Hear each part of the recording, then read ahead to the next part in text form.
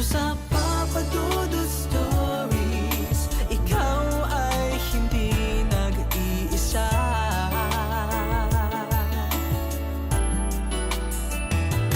Dito sa Papa Dudut Stories, may nagmamahal sa'yo. Papa Dudut Stories, Papa Dudut Stories. Dear Papa Dudut, sa lahat po ng mga nakatutok ngayon, huwag kalimutan na mag-like, mag-share at mag-subscribe.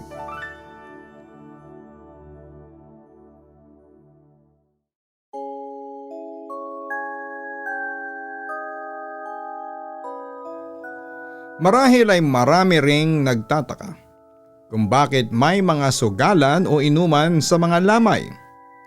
Ngunit may mga kwentong nagsasabi ng mga balbal daw ang dahilan. Sila yung mga uri ng aswang na kinukuha ang katawan ng pinaglalamayan. Kaya naman nauso raw ang mga pasugalan at mga paingay upang itaboy ang mga ganong klase ng mga nilalang. Dear Papa Dudut, magandang araw po sa inyo. Tawagin niyo na lamang po ako sa pangalang Edgar. 40 anyos na ako ngayon at nagpatulong lamang ako sa anak ko para makapagpadala ng sulat sa inyo. Ang ibabahagi kong karanasan ay nangyari po noong binatilyo pa lamang ako. Nakatira kami noon sa isa sa mga syudad sa Central Visayas. Doon ako lumaki, kaya nasanay ako sa medyo komportableng buhay. Hindi naman sa pagmamalaki, ngunit parehong maganda ang takbo ng mga magulang ko. Pareho silang profesional. Si nanay ay nagtatrabaho, Papa Dudut, bilang isang public school teacher at si tatay naman ay sa munisipyo. Ang kasama ko lang sa bahay namin noon ay ang tiyaheng ko. Hindi naman namin siya kasambahay, ngunit sila talaga ang gumagawa ng halos lahat ng gawain sa bahay. Tapos ay inaabutan na lamang ni nanay at tatay. Mabait naman sa kanyang mga magulang ko at maayos ang pagtrato. Kahit kailan, hindi siya pinagmukhang kasambahay ng nanay ko. Laging pinaparamdam sa kanya na pamilya din namin siya, Papa Dudut. Dahil laging walang mga magulang ko, kaming palagi ni Tita Luna ang magkasama sa bahay. Laking probinsya si Tita Luna, kaya sanay sa mga gawain. Baliwala nga lang yon sa kanya at ang sabi niya ay mas madali pang araw ang mga ginagawa niya sa bahay kesa sa mga trabaho niya noong nasa probinsya pa lamang siya.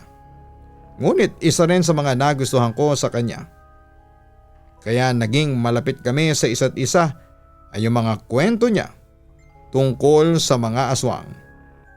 Palagi kong naririnig noon sa kanyang tungkol sa mga balbal o yung mga aswang na hugis tao, ngunit nakakalipad na parang isang malaking ibon. Mahaba umano ang kuko nila. At yon ang ginagamit na pambuta sa mga bubong ng bahay ng taong pinaglalamayan. Palagi akong nagpapakwento sa kanya tuwing nagluluto siya ng hapunan. Kaya naman kahit na hindi pa ako noon nakakaengkwentro ng aswang ay marami na talaga akong alam. Hanggang sa isang araw ay nakarating sa amin ang balita. Nawala na raw si Lola Fe, ang ina ng nanay ko at ni Tita Luna. Halos maglupasay sa sahig si Tita sa kakaiyak ng mabalitaan yon. Namatay na lang daw kasi si Lola na may sama pa sila ng loob sa isa't isa. Dahil sa pag-alis niya sa probinsya, si nanay ang huling nakaalam ng tungkol doon dahil saka lamang yon sinabi ni Tita na makauwi na siya ng bahay. Baka raw kasi makaapekto sa trabaho ng nanay ko. Nakapag-leave naman noon si nanay sa trabaho. Ngunit si tatay ay hindi niya kami nasamahan sa pag-uwi namin sa probinsya. Ang kasama lang namin noon ay si Tita Luna. Malayo ang probinsya nila. Hindi ko na lang yon babanggitin, Papa Dudut, bilang respeto na rin sa mga nakatira doon ngayon. Pagdating pa lang namin sa baryong tinitirahan ni na Lola Pe, sumalubong na sa amin ang liblib na daanan. Ginabi na kami noon. Mabuti na lang at may kalsada naman doon na papunta kina Lola. Kaya lang medyo lubak-lubak pa ang nadaanan namin at may parte kasing hindi pa sementado. Edgar, yung mga billing ko sa iyo ha, natatandaan mo naman lahat. Hindi ba? Paalala sa akin ni Tita Luna. Sa dami ng paalala niya sa akin ay tinalo niya pa ang nanay ko. Yun pa lang kasi ang unang beses na nakarating ako kina Lola Fe. At hindi ko pa kabisado papadudot ang lugar kaya panay ang paalala sa akin ni Tita bago kami magtungo roon. Agad na nakipag-usap si nanay sa mga kamag-anak nila roon. Ipinakilala niya ako sa mga tiyahin at tiyuhin kong naroon. Pero habang abala si nanay sa pakikipag-usap ay napansin ko naman si Tita Luna na palingalinga sa paligid na para bang kinikilala niya yung mga nakikipaglamay. Nilapitan ko siya noon. Tita, may problema po ba? Sumagot siya at sinabing wala naman daw. Meron lang siyang gustong siguraduhin. Doon ko naalala ang mga kwento niya tungkol sa balbal. Naisip ko na baka isa rin yon sa inaalala ni Tita. Kamamatay lang kasi ni Lola Fe at malaki ang posibilidad na may dumalaw nga na balbal doon. Sa baryo nila Lola Fe ay hindi yon tulad sa ibang lamay na tahimik o kaya ay may nagsusuga lang. Sa lugar nila may mga nagkakantahan at sayawan pa. Lasing na yung iba. Paraan naman nila yon para itaboy ang mga balbal na nagtatangkang lumapit sa kanilang yumaong mahal sa buhay. Kapag daw kasi maingay at maraming tao ay hindi ito basta-bastang makakalapit. Nang maging abala na si Tita Fe, ako na lang ang naiwang nakaupo sa labas. Hindi ko kilala ang mga kasama ko roon. Maya-maya pa ay may lumapit sa akin na isang batang babae. Nginitihan ko siya dahil mukha naman siyang mabait. Kuya, bakit ikaw lang ang mag-isa? Busy pa kasi sina Tita. Saka hindi ko kilala yung mga nandito eh. Ikaw, sinong kasama mo? Lumingon siya sa grupo ng mga nagiinuman sa mesang malapit sa puno ng mangga. Andun yung tatay ko nakikipag-inuman sa mga nakikipaglamay. Napakunot ang noo ko nang iabot niya sa akin ang hawak niyang tinapay. Bakit binibigay mo yan sa akin? Kainin mo na. Ayos lang naman ako. Pero umiling siya at nagpumilit na kunin ko ang tinapay. Kumain ka kuya. Kagat ka kahit konti lang. Dahil mukhang wala naman siyang balak na tigilan ako ay kumagat na lamang ako sa inabot niyang tinapay. May palaman yon pero hindi ko maintindihan ang lasa. Parang liver spread ang ginamit doon pero hindi ko gusto ang lasa. Para kasing malansa na hindi ko naman maintindihan. Nang ibalik ko doon sa bata ang tinapay, bigla na lang siyang tumakbo papalayo. Napakunot na lamang ang noo ko dahil sabi niya ay nasa kabilang mesa lang ang tatay niya. Sa buong gabi ng lamay ay hindi ko na ulit nakita ang batang yon. Bandang alauna ng madaling araw, matutulog na sana ako nang bigla na lamang sumakit ang tiyan ko. Kagad akong pumunta sa CR pero ilang minuto na akong naroon ay wala pa rin nangyayari. Mas lalong tumitindi ang sakit ng aking tiyan. Paglabas ko ng CR ay medyo namumutla na ako noon at pinagpapawisan ng malapot. Diyos ko, anong nangyayari sa iyo anak?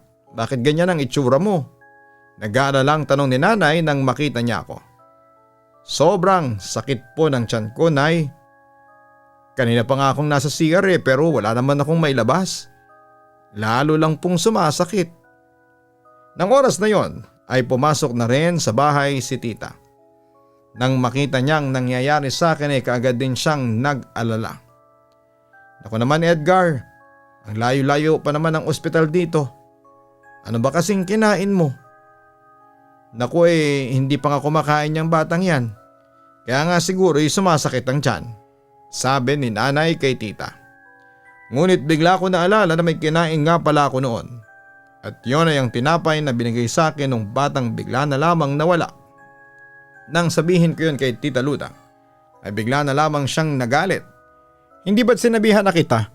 Bago pa lang tayo pumunta rito. Ang sabi ko huwag kang basta-basta tatanggap ng pagkain sa hindi mo kakilala. Nangatwiran pa ako noon at sinabing bata naman ang nagbigay. Mukhang gusto lang makipagkilala pero hindi pa rin natinag si Tita Luna.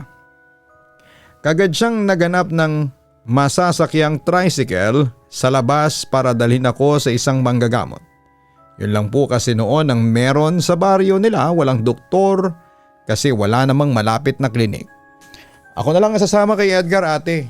Maiwan ka na lang dito para may mag-asikaso sa mga tao, ang sabi ni Tita Luna kay nanay.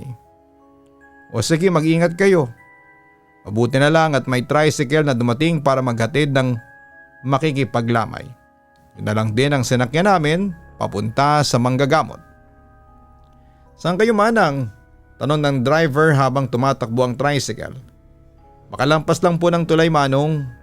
Napansin ko kaagad ang pag-aalinlangan ng driver matapos banggitin ni Tita Luna kung saan kami bababa.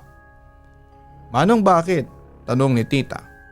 Hindi kaagad sumagot yung driver kaya medyo nabastusan kami ni Tita. Noong natatanaw na namin yung tulay ay nagulat na lamang kami nang biglang huminto yung tricycle. Manang, pasensya na ha. Hanggang dito ko lang kayong mayahatid. Naubusan na kasi ako ng gas. Naniwala naman kami ni Tita kaya agad kaming bumaba na. Wala naman kaming magagawa kung naubusan na talaga ng gas si Manong. Kaya lang ay makakapaglakad talaga kami ni Tita dahil wala nang ibang masasakyan ng sandaling yon. Kaunti na lang naman ang lalakarin ninyo, pasensya na ha. Medyo natataranta pang sabi ni Manong. Ni hindi man lang siya makatingin sa amin nang iabot ni Tita ang pamasahe namin. Napabuntong hininga na lamang si Tita nang magsimula na kaming maglakad. Buti na lang at may nadala akong flashlight, kung hindi ay mangangapatay sa dilim. Inalala ko naman noon yung tricycle driver na may iwan lang sa tabing kalsada. Mukhang maghihintay pa siya hanggang sa lumiwanag para makahingi ng tulong at makabili ng gas. Ngunit maya-maya lang ay napalingon kami ni Tita nang marinig ang makina ng motor. Napanganga na lamang kami nang makitang humarurot na paalis ang tricycle na nasakyan namin. Anak ng tokwa. Sabi niya wala siyang gas. Hindi makapaniwalang sabi ni Tita. Doon lamang namin napagtanto na nagsinungaling sa amin yung tricycle driver. Sinadya lang kaming ibaba roon para maglakad sa pupuntahan namin. Ngunit ang ipinagtataka ko noon ay kung bakit parang aligaga at takot na takot yung driver nang ibaba kami roon. Tita, ano po bang meron sa lugar na ito? Tanong ko kay Tita. Lumingon siya sa akin ngunit wala naman siyang sinabi. Binisan na lang daw namin. Tinis ko na lang ang matinding pananakit ng tiyan ko. Pero dahil sa hindi nga maganda ang aking pakiramdam ay bumagal kami sa paglalakad. Ilang sandali pa ay napahinto kami ng makasalubong ang isang matandang lalaki. Nakayuko siya habang naglalakad at hindi tumitingin sa amin kahit na ilang hakbang lang ang layo niya sa amin. Lalampasan na sana namin siya nang bigla na lamang siyang magsalita. Gabi na, hindi na dapat kayo pag-alagala rito. Bigla akong kinilabutan sa boses niya. Masyado kasing malalim yun at halos hindi ko na maintindihan sa pagsasalita. Pero imbis na sumagot ay hinila na ako ni Tita at mas binilisan pa ang paglalakad. Mga ilang minuto lang matapos noon ay may natanaw na kaming bahay. Nandito na tayo, sabi ni Tita. Kaya lang ay nagtaka na rin siya nang makitang may mga nagsusugal sa harapan ng bahay na pinuntahan namin. Saka lang namin napansin noon yung ataol na nakapwesto sa may pintuan. 4 lang ang naabutan naming nakikipaglamay doon, 3 lalaki at 1 babae. Lumabas sa bahay yung babae at medyo may edad na.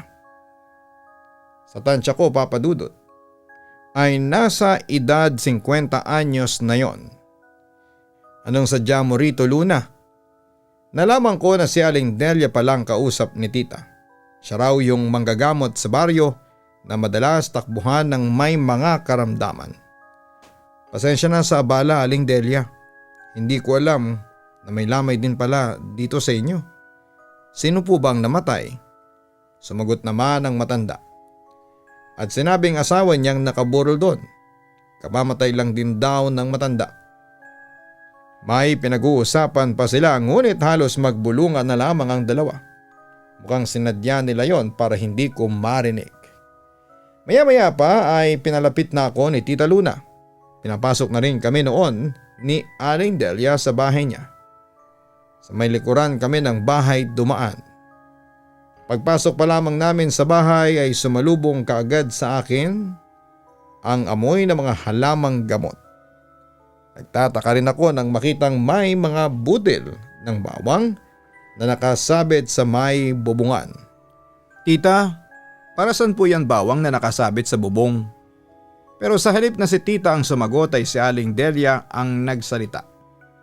Pangontra yan sa mga aswang. Sinasabit ko sa bubong para hindi dumapo rito ang balbal. Ibig sabihin hanggang ngayon po ay may gumagala pa rin balbal dito sa baryo? Tanong ni tita. Hindi sila nawawala dahil dito na sila nakatira. Kaya kung hindi tayo mag-iingat, posibleng isa rin tayo sa mabiktima. Ngunit ang mas nakakatakot ngayon, hindi na lang balbalang narito sa baryo. May mga manlalaso na rin. Mabutit dinala mo kaagad dito yung pamangkin mo. Nang muling sumigid ang matinding kirot sa aking tiyan, pinahiga na ako ni Aling Delia sa papag habang nagpapahid siya ng langis sa dalawang kamay niya. Papadudot halos mapaluha ako sa sakit ng lumapat ang mga kamay ni Aling Delia sa tiyan ko ng mga sandaling yon. Wala pa siyang ginagawa noon. Ipinatong niya lang yon pero lalong tumindi ang sakit. Tama ngang hinala mo, Luna. Nabiktima ng manlalason tong pamangkin mo. Dagdag pa ni Aling Delia, madali raw akong puntiryahin dahil dayo lamang daw ako at hindi kilala ng mga taga-baryo. Hinilot ni Aling Delia ang aking tiyan habang umuusal ng mga salitang hindi ko naman maunawaan. Mga ilang minuto niya ring ginagawa yon hanggang sa bigla na lang akong naduwal. Tila hinahalukay ang tiyan ko ng mga sandaling yon. Kaya ibinangon ako ni Tita Luna at hinayaang mailabas lahat ng kinain ko. Nang tignan ko ang isinuka ko ay tumambad sa akin ang itim na likido na parang may mga dinurog na laman. Takang-taka ako dahil wala namang ibang kinain para sumuka ako ng ganon kadami. Ngunit sabi ni Aling Delia, ganon daw talaga kapag nabiktima ng manlalason. Medyo kinalabutan ako sa ideya na hindi lang pala balbalang meron sa baryong yon, kundi may bantay rin na iba pang uri ng aswang. Nang mabuti na ang pakiramdam ko ay hindi pa rin kami nakauwi ni Tita Luna.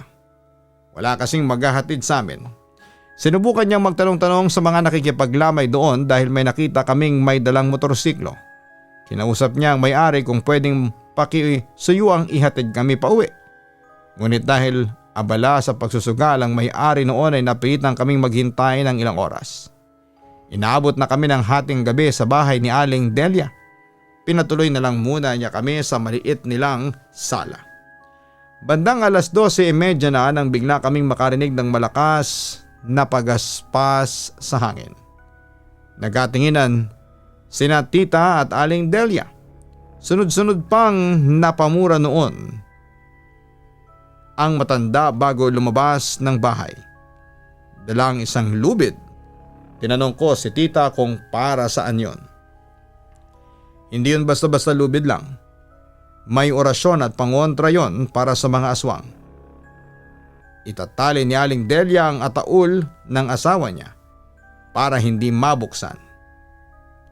Nagpatuloy ang malakas na pagaspas na naririnig namin sa labas at bigla na ring natahimik ang mga nakikipaglamay.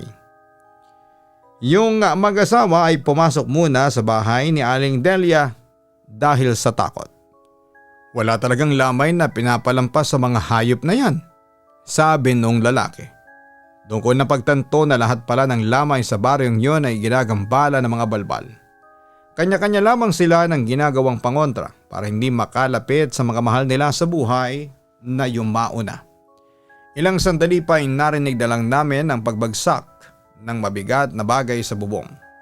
Nakaramdam ako ng kaba nang makitang natataranta na rin ang mga kasama ko ng sandaling yon.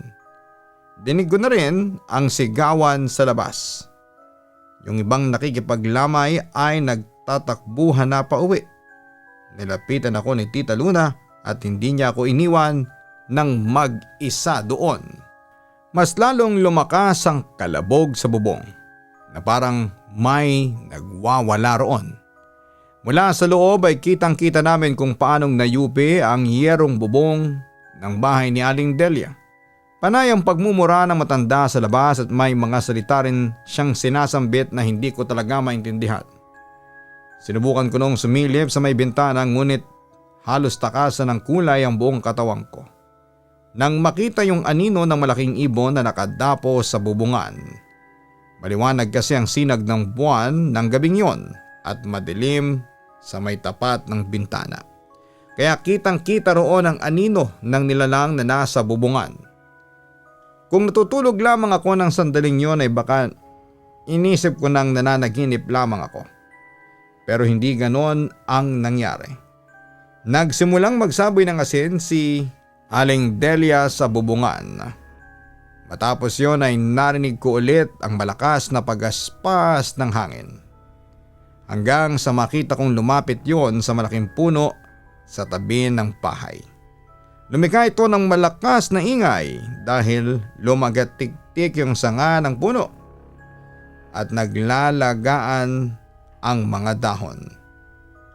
Nang hindi pa rin umalis ang malaking ibon sa puno ay nagsimula ng magsiga ng mga pinatuyong panggatong si Aling Delia. Nakita kong sinabuyan nila yon ng langis na pareho sa ginamit niya sa panghihilot sa akin. Kumapal ang usok at umalingasaw ang kakaibang amoy niya. Amoy po yun ng halamang gamot, pero sabi ni Tita Luna nahihilo raw ang aswang sa amoy noon. Hindi nga siya nagkamali dahil maya-maya lamang ay lumipad na yung malaking ibon papalayo.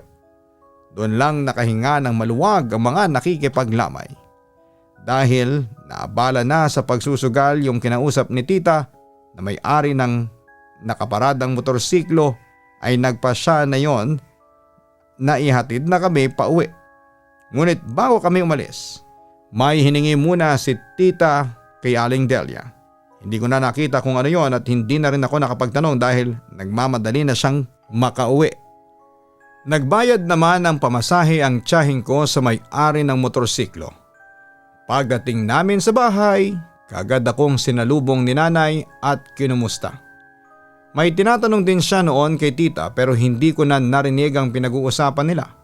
Basta ang alam ko na lang ay biglang naging aligaga si nanay. Kinausap din niya ang mga pinsan niyang tumutulong sa pag-asikaso ng lamay na para bang meron silang pinaghahandaan. Maya-maya pa ay muli na naman akong nakaramdam ng kaba nang bigla kaming makarinig ng malakas na pagaspas ng hangin. Kaagad akong pumasok sa bahay. Nagkagulo na rin sa labas ang mga nakikipaglamay.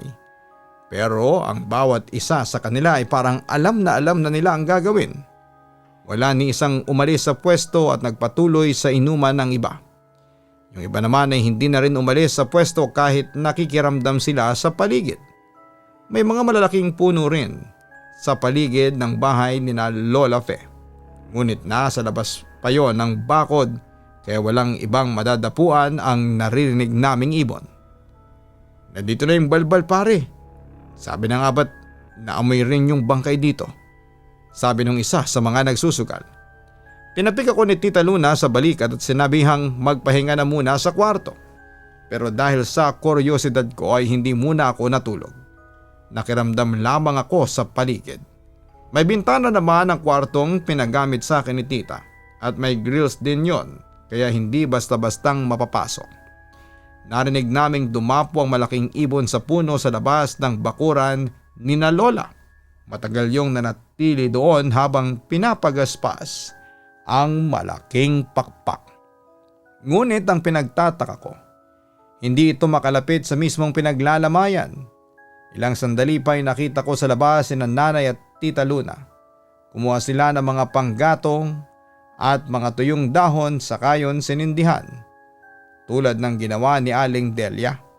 May pinatakding langis sa apoy ang tiyahin ko. Kaya naman kumapal ang usok noon at umalingasaw ang kakaibang amoy.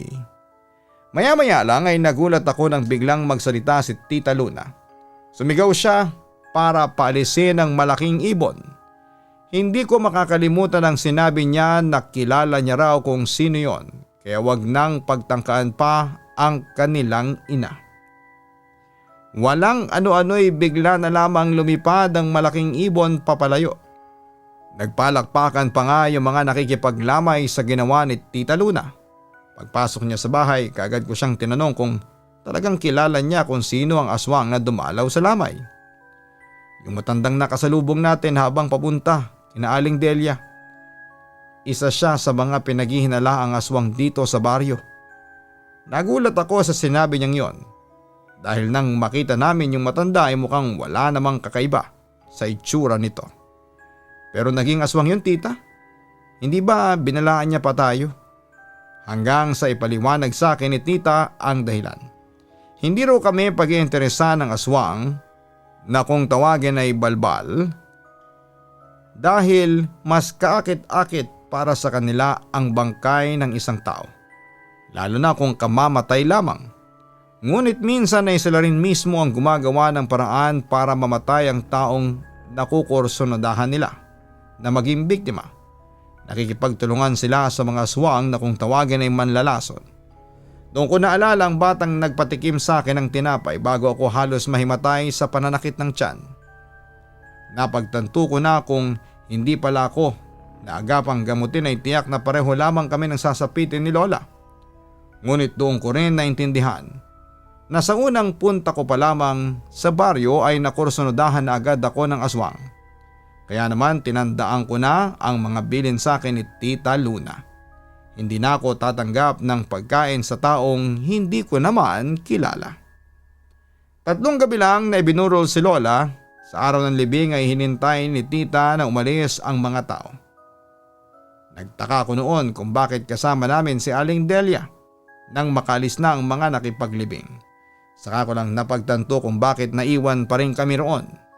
Nagsagawa ng orasyon si Aling Delia sa puntod ni Lola.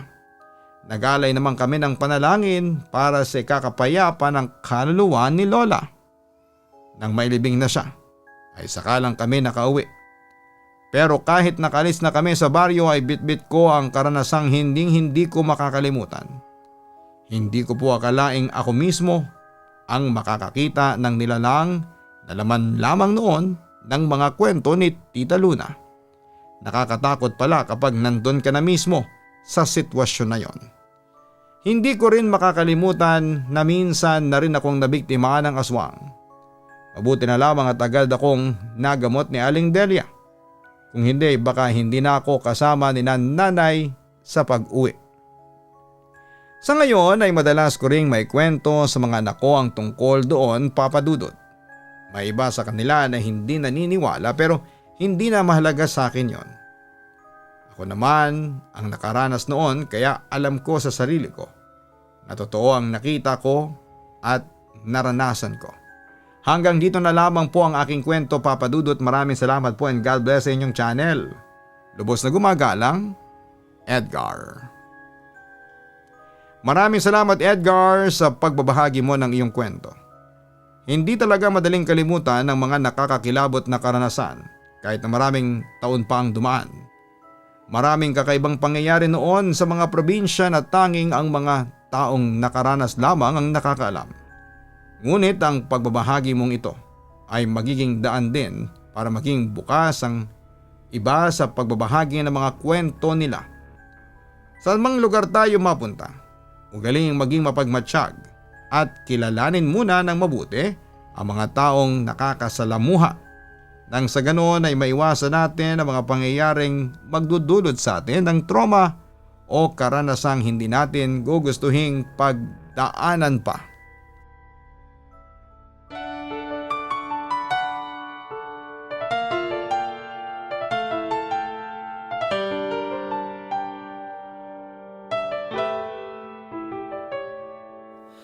Ang buhay ay mahiwaga,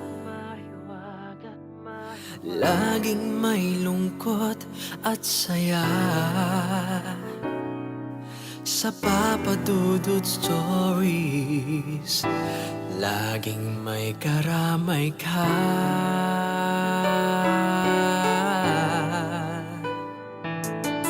Mga problemang kay bigat, dito ay pakikinggan ka. Sa Papa Dudut Stories, kami ay iyong kasama. Dito sa Papa Dudut Stories, ikaw ay hindi nag-iisa.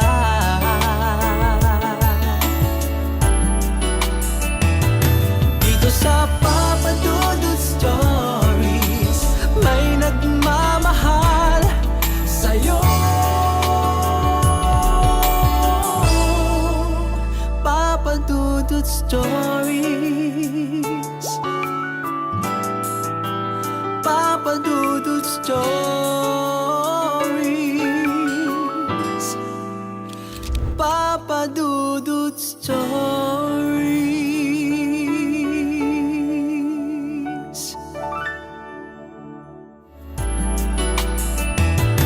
Dito sa Papa Dudut Stories, may nagmamahal sa'yo.